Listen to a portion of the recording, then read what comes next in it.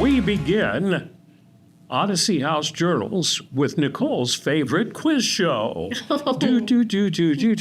What was the top city for viewers and listeners in the last 30 days? And I'll give you a clue. It's in America. Okay. That narrows it down. Helpful. See, there's only a few cities in America. Yeah. So like 5 or 6 options. You'll I'm going to go New York. No. That's a state, not a city. I'll give you a second clue. Let me see. You didn't grow up LDS, right? Or Kind did of. you? Yeah. Okay. It's where the Mormon Trail began. Missouri? In the east. Council Bluffs, Iowa. Oh, wow. Maybe I didn't grow up Mormon. My bad. 6,200 people. Okay. 62,000, I guess. But that's allegedly, according to Google, that's where the Mormon Trail, that's the eastern part of where the Mormon Trail began, heading west to Salt Lake City. And this is supposed to be a podcast about addiction and recovery. So why are we talking about this? We're just a history lesson. Yeah, there you go. Okay. Welcome We're a history podcast now. Another edition of Odyssey House Journals, where who knows what you'll learn. I'm your host, Randall Carlisle, my co-host, Nicole Slack, and our guest today is Jason Jensen. Thanks for having me. Did you know any of that? I did not know any of that. See, there you go. We've imparted a little knowledge. One of the reasons we wanted to have you on is many of the guests we talk to who are in recovery, and myself included. Nicole's different because she was a late bloomer, but almost everybody says they started using substances when they were 13, 14, somewhere around there. That's when I started. First time I drank, I felt comfortable, cocky. I felt it just made me feel great, and I think I was 13 or 14. And the reason I'm mocking out Nicole is because you didn't start till your 30s, right? Yeah, I didn't start drinking till my 30s. Okay. Anyway, Jason works with our adolescent crew, and if we can succeed dealing with kids 13 through 17, then they'd never get to the point of, like me in my 50s or 60s, saying I'm an alcoholic and I need to quit. Sure. So what's it like working with troubled teens? It's a lot of fun. It's hard. It's eye-opening too, because I also started drinking in my teens and using cannabis, but the stories that I get from them now are very different. Like, they're similar in a lot of ways, but they're very different. And so it's Different how? the stuff they have to deal with. A lot of them, almost all of them use nicotine vapes of some kind. Almost all of them use THC cartridges of some kind. And when I was a teen, if I wanted to do those things, I had to smoke a cigarette or use dip. I had to go smoke cannabis instead of vaping it. And they have these means that they have access to now. And I mean, some of these kids are able to do it in school, just like in the back of the classroom. And it was never like that. And you can't smell it or anything? Not really, no. Wow. So it's different. They deal with a lot more stuff. And then they have things like Snapchat and Instagram where they're able to buy drugs or meet people that they've never met before. And we didn't have that when I was a kid. And so it's, I think it's a lot harder to be a teen now because they have so many things happening, and social media is everything. And so there's a lot of like managing of their image and posting certain things. I think there's a lot of things that they're doing they wouldn't do otherwise because they want to fit in or to seem cool or to match what their peers are doing. And so there are a lot of things that they have to deal with that weren't a thing when I was a kid. They're so advanced. Yeah, we had a team that was like, well, I was on a tea time. And it's like, what is a tea time? Is that tolerance break? Yes. Yeah. So they just take breaks so they can build up their tolerance for the next time they use. Really? So I was on a tea time for 3 weeks, so I didn't have to use as much, so it's cheaper. I'm like, oh, okay, so that's it's savvy. More powerful when they go back to June. Really? So she taught me what that was. In the moment, I was like, yeah, totally. And then I was like, okay, really, I don't know what you're saying. So most of the kids who are there, is it by court ordered, because their parents want them there? Do any come voluntarily? I would say none come voluntarily. Yeah. I think we've had maybe one or two that said they came voluntarily, but I don't know if I believe that. I would say probably close to half are court ordered. And that brings some extra challenges. Because they've had a run-in with the juvenile court system. Yeah, and most of our kids, Odyssey is not their first time in treatment. Yeah. They've gone to other treatment centers, and it's mixed. Some of them did well and then ended up going back to behavior. Some of them did not, and that's why they're with us. But a lot of our kids that are court ordered, it's part of their sentence that they have to complete our program. And so it adds some stuff because some of them really don't want to change, and that means that they face commitment likely when they leave if they don't complete the program. And so it adds a little bit of an edge.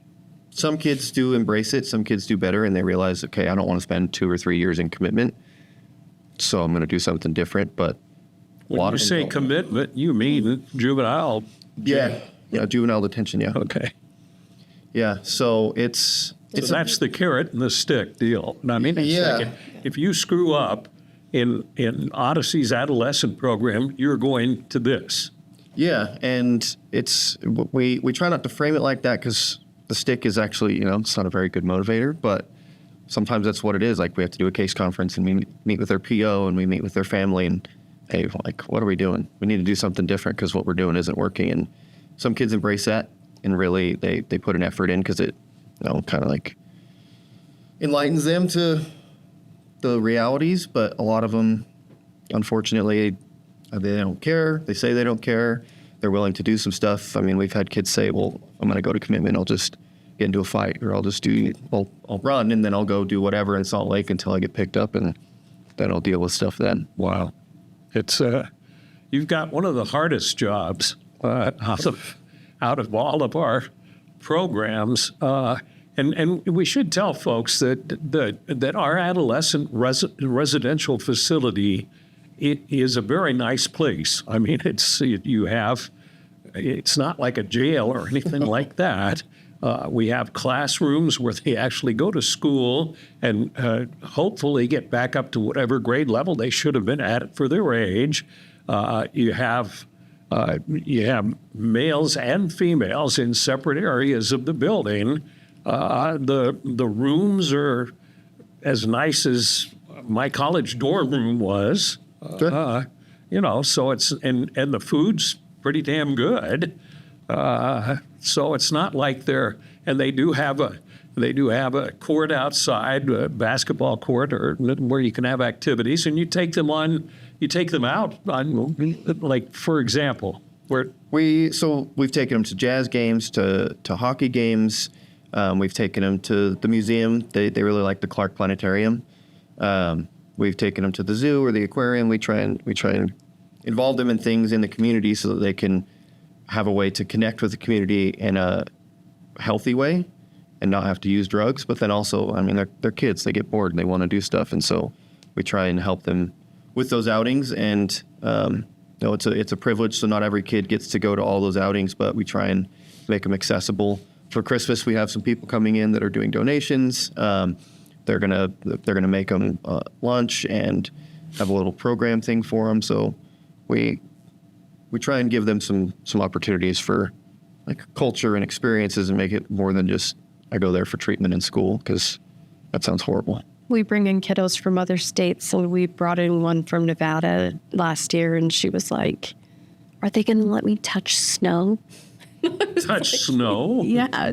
She's like, "I thought it was sand on your mountains." And I was like, "Oh, yeah, no, they'll probably take you for a hike or something." She's like, "Are you serious? I can touch the snow?" I was like, "Yeah." How do you? Okay, I come in as a troubled child and I say, I don't want anything to do with this program. I can't stand you. You're an ugly son of a gun. And don't tell me what to do. Nobody tells me what to do. With that kind of attitude, what do you say to somebody? All I do is I let them know what the limits are. We we try and meet kids where they're at. And I just let them know, okay, like these are the things we need you to do. These are the things that if you do them, there are certain consequences for, but I don't try and push it on them. Like I try and approach it I'm not attached to either way to what any individual kid does, because my life doesn't change if they keep doing the same stuff they've been doing. How's it make you feel because I went to, it was before you were working there, I went to a graduation, 2 kids from Las Vegas, and it was very emotional because all the other kids were supporting them. Sure. And were going to miss them, and they were all close and everything, and we interviewed them with their parents' permission, and it was just an emotional cleansing kind of deal. And I figure it had to have been different than when they all started there together. Yes, and graduations are a really cool thing. They're something that we make a big deal of because they do spend a lot of time. Even the kids that get through the program the quickest, they're there for 3 months, and that's a long time to spend 24 hours a day for 90 days with people. For a kid that age. Especially for a kid that age, and so they do get close, and it can be very emotional because they're going to miss them, but they also know that they're going back to whatever environment they're from. These kids, they have goals, and people are very hopeful, and so it is a big deal, and they do get close because it's hard not to. But even the kids that come in and say, I don't like you, you're an ugly son of a, and all that, they do change. And the ones that graduate, it's really cool to see them make that change, because some of them come in and they're pretty salty, they're pretty rough, and then they graduate and they're like, it's cool that I got to do this and I learned these things and I get to go back and I'm planning to do this and this and this. And so, yeah, it can be pretty emotional, not just for clients, for therapists, for staff, because we all get pretty close to them. It's impossible not to. Sure. Are you in recovery? I am. Can you describe what you went through that probably gives you a better understanding of what they're going through? Yeah. So my childhood was rough, and I did what anyone did, and I just tried to find whatever I could to get through it. And first, I found video games as I was like 10, and then I found alcohol, then I found cannabis, and that's when I realized that I could have a life where I didn't hate every moment, because I could use drugs to get away from that for a sec. And so I did all that stuff for a while, and then it escalated as I became an adult. And so I deeply understand what it's like to come from a place where home didn't feel comfy or loving all the time, and finding something to feel okay, and then having that thing stick with me for a very long time, because I was in active addiction for 10 years. And so I kind of grew up with alcohol and drugs and parties, and when I got sober, I had to figure out who I was without those things, and that was really tough. So finding that identity, and then finding new ways to live life, because I didn't want to do anything without some substance. Like, go to the store, I'm going to drink. I'm going to go to the park, I'm going to smoke weed. And it was, my life was built around that. It was planned around that. And so learning how to do life without those things was hard. And there were times, especially early in sobriety, when I wanted to give up, because my life sucked more without the drugs and alcohol when I was sober, because I didn't know how to deal with anything without those things. So it was hard, and I wanted to give up. And there were days when maybe I should just go back, because this isn't fun. I'm not having a good time. I didn't really have a steady job. I didn't have goals or aspirations, so my life was pretty empty, and it was mostly about don't drink, don't drug, don't get in trouble with the law. And those are good things, but it was an empty life. It was an empty life to shoot for that. And then I found purpose. Exhausting. It was exhausting, because I didn't like me. I had to be with me all the time. I just had to do it without substances, and it was, I don't know if I could do this. And so I had to look for people that had the things that I wanted. And at that time, what I wanted peace. I wanted to be able to look myself in the mirror. I wanted to not want to die every single day. And so I found people that had those things, and then I did the things that they did. and I got those things. And then that came with other things, but those are the main things. I wanted to feel okay and not feel like there was a bit of sand between me and my skin that was just always irritating me. But that's how I relate, because I get it. And I didn't want to change. As a kid, who does want to change? Like, I'm going to do what I'm going to do. I'm going to play video games. I'm going to smoke weed all day. I'm going to get drunk whenever I want. I'm going to go to school if it serves me. My life was built around that, and it was myopic and short-sighted, but it was all I could think of. Because when I was a teen, I didn't think I was going to live past 25. It was like, I'll just do whatever. I won't wear a seatbelt. I'll go to these places I know that things are happening that shouldn't be happening. I'm going to engage in things that I know are not safe. And I'm just, kind of like a passive way of enacting some suicidal stuff. But luckily, those things didn't ever happen. So that's how I relate. And I get it. And I've done a lot of things that I'm not proud of, both in recovery and in my addiction. And so I try and relate to kids with that, because I get it. Like, I know what it's like to have a strained relationship with my parents, where I've said some horrible things and they said some horrible things, or had horrible relationships, or had run-ins with law enforcement and with the justice system. And that's the main way that I relate. Like, I've been there, and I don't need to share everything for me to be able to explain, this is how I felt. That's how I know what you're feeling like. Like, you don't need to know the details for me to know. I know what it's like. I get it. And there's a better way. You said you found people who you wanted to emulate, basically. Who did? Can you describe the people that you found? You don't have to name names or anything, but what did they do, or what turned you around? So AA is the main thing that helps. Really? It's not a panacea. It is not a cure-all. It does not apply for everyone, but it is what works for me. Because when I was early in recovery, all I knew was AA, because I went to rehab. It was a 12-step program, so we went to meetings every day. We did we did all those things. So I only knew AA. And I knew at AA, there were people that were sober.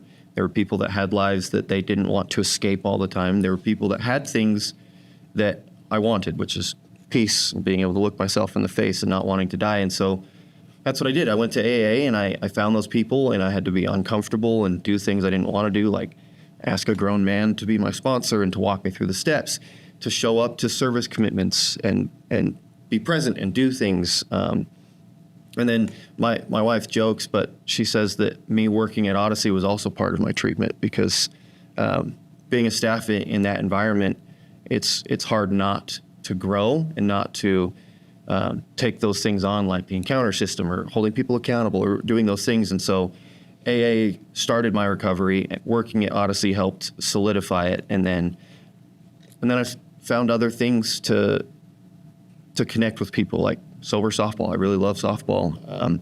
I go to people that, like, there are some people I know they're artists in recovery that I didn't know I was an artist. I don't paint or draw or anything, but I like to write. And so I found people that did those things, and I hung out with them, and it's hard not to start behaving more like those people when you hang out with them a lot. And so I had to build a life with all of these different things to fill my cup so that I could have the spiritual side and the connection side and the physical side and the creative side. And so AA started it, but it's not the only thing that I do. You still go? Yeah. I go a lot less than I used to. Same here. I go a lot less than I used to, but it is nice to go somewhere and people know me and they're glad to see me, and they ask me how things are, and I don't feel weird. I don't feel like they're trying to get anything from me. They're not doing it to like the normal social, like, oh, how you doing? But no one really cares. You're just doing it because that's what people do. It's, they're nice genuinely to see you, brother. Yes. You sober? Okay. Yeah, like that weird vapid, like you're not really connected, but it's the right thing to do. But I go there and people, they know me. They know my story. Sure. They care. They know my family, and they ask about my family. And so it's been cool. It's been hard at times, but there are people out there that have the things that I want, and so I go find them. When I got out of the intensive outpatient program for the second time, and part of our program, you had to go to an AA meeting once a week. And then they suggested 90 meetings in 90 days, which I did. And I got to, and it's interesting when you said you go to a meeting and you run into people that you've met before. When you do 90 meetings in 90 days, you get to meet a lot of Yes, you people. do. And for years after that, even if I'd go to one meeting a week or something, it wouldn't matter where in the city I'd go, I'd know somebody that was in one of those 90 meetings in 90 days. Yes. Right? And I'm not sure what the 12-step program did for me, except that 90 meetings in 90 days, you don't have time to do a bunch of other bad stuff. That's true. And you don't want to go to a meeting drunk. I guess you could. Seen it?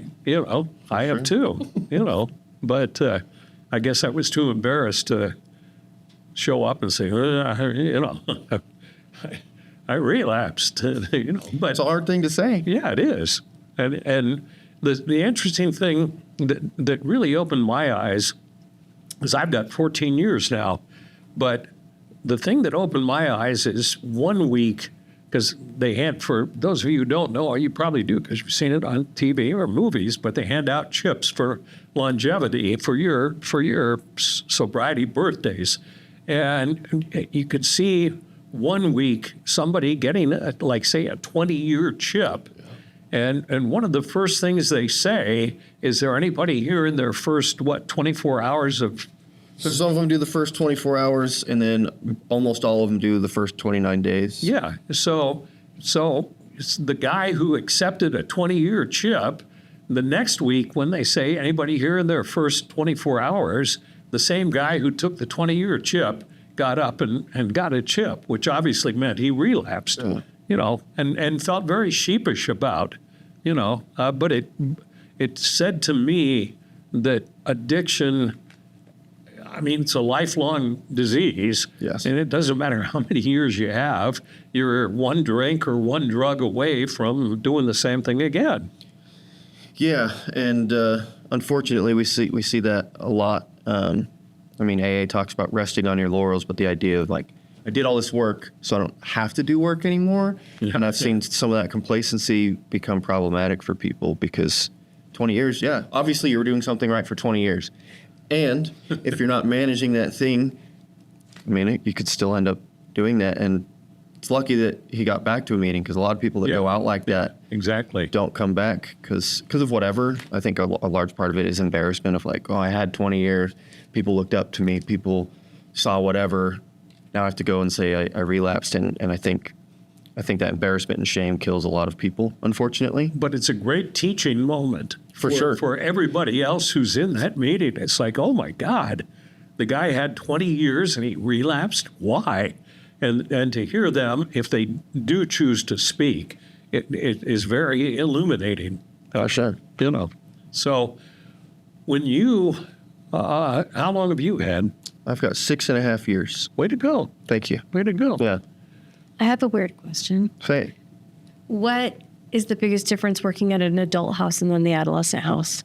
I would say the biggest thing is at the adult houses, clients do a lot more to keep the house running, and adolescents do not. And that's just it's developmentally, we have to meet them where they're at.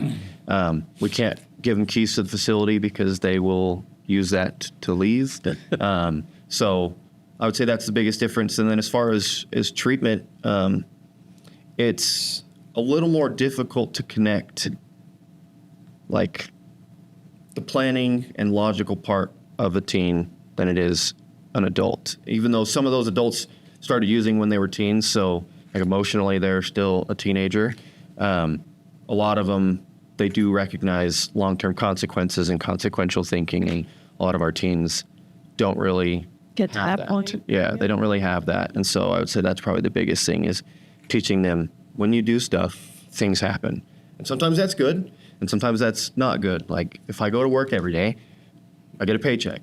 Good thing. If I don't pay my rent, I don't get to live there. And so teaching them when you do stuff, there are consequences, and teaching them sometimes when you do stuff, there are consequences that you didn't intend or that you couldn't have thought of. And so it can be difficult for that. And then thinking about the long term, a lot of them, like, they know they're going to commitment if they don't do this program.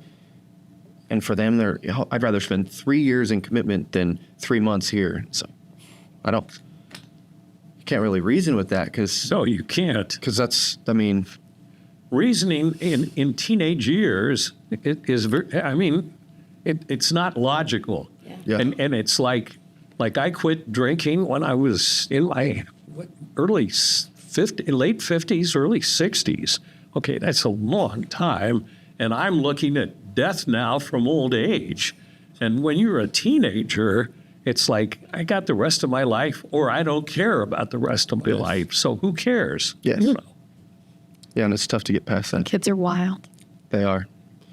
You handle them so well. I'm always so impressed by you and your staff. I appreciate that. We do our best. It is a hard job, and it's meaningful because you get those light bulb moments, and you get to see that. And almost all of our staff, they've had some experience of their own, either in recovery or with mental health stuff, or with a family member, and so them getting to be a part of that is really meaningful, and it's cool, and it helps buffer from the bad days where kids are punching walls or punching each other. Well, just think, though, the impact that you even for a couple of kids, but it's more than that, but just think of the impact on one kid who succeeds in life, leaves, however you define success in life, but leaves the program, doesn't have any more run-ins with the law, has a more peaceful, loving relationship with family and society. I mean, that's good stuff. Yeah, and one thing I've had to learn how to do is kind of temper my expectations. I'm under no illusion that when a kid leaves, regardless of whether they leave successfully or unsuccessfully, I don't have any illusion that they're going to stay sober forever. And I let them know that. Like, I don't expect you guys to stay sober forever because I don't think that's realistic. I don't.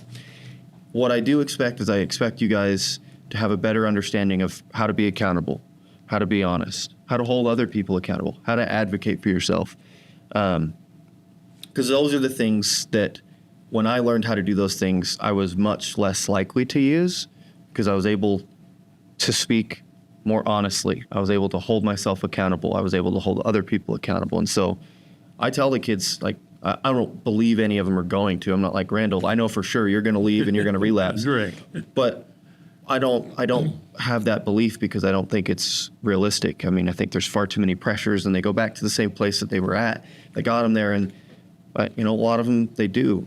My hope, though, is that they learn there are adults out there that can have a relationship with them that's healthy, where I don't want anything from these kids. Like, I want the best for them, but I don't.